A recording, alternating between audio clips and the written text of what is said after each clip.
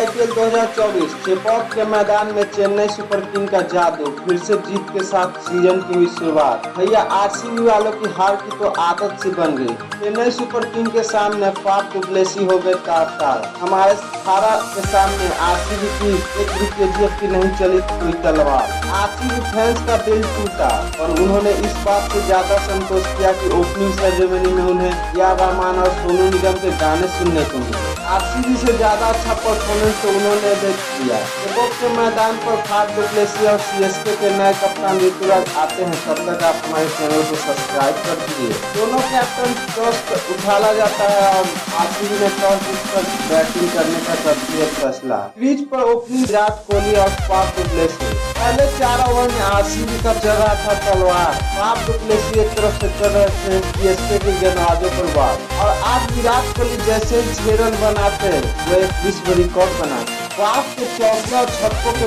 साथ आरसीबी के बैटर बरस रहे थे सीएसके के गेंदबाजों पर। फिर हमारे थाला ने लगाया दिमाग, बुलाया मुस्तफिजुर रहमान को और आते ही डु प्लेसी को 35 रनों पर कैच आउट कराकर पवेलियन लौटा।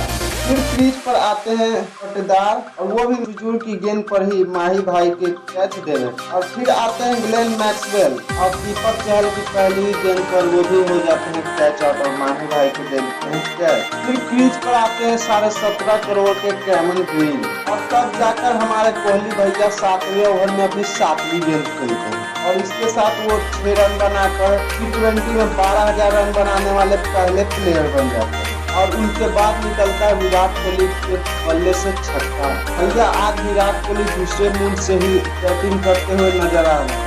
और फिर आते हैं हमारे थाला के मुस्तफिजुर रहमान और चलता है उनका जादू और विराट कोहली हो जाते हैं कैच आउट। 21 रन बनाकर लौट जाते हैं पवेलियन। फिर क्रीज पर आते हैं विकेट कीपर अनुज रावत और वो आते हैं और कैमन ग्रीन मुस्तफिजुर की गेंद पर बोल्ड आउट होकर 18 रनों पर पवेलियन लौट जाते हैं। फिर क्रीज पर अनुज रावत का साथ देने आते हैं दिनेश कार्तिक और लास्ट ओवर में दिनेश कार्तिक का स्ट्राइक इतना ज्यादा होता है कि वो बॉलर के सामने यमराज दिखते और दोनों सीएसके के गेंदबाजों पर इस तरह बरसना शुरू कर देते हैं। सीएसके फैंस को चिंता डाल और आरसीबी फैंस को खुशी का एक सुनहरा सा मौका दे। रावत के 48 रनों के साथ और कार्तिक के 38 रनों की पारी के साथ आरसीबी का स्कोर 173 पहुंच जाता है। सीएसके को 174 रनों का टारगेट मिलता है जिसे पूरा करने के लिए सीएसके की तरफ से आते हैं ऋतुराज और रचित रविंद्र और पहली गेंद से सीएसके के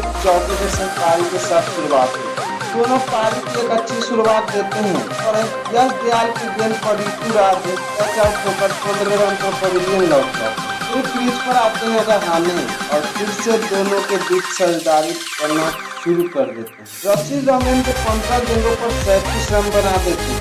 अभी करण शर्मा की गेंद पर कैच आउट हो जाता है। फिर आते हैं क्रीज पर डैलन मिचेल और बैक टू बैक करण शर्मा को 2 सिक्सेज मारते हैं और अजिंक्य रहाणे भी 27 रन बनाकर कैमन ग्रीन की गेंद पर अपना विकेट दे गए।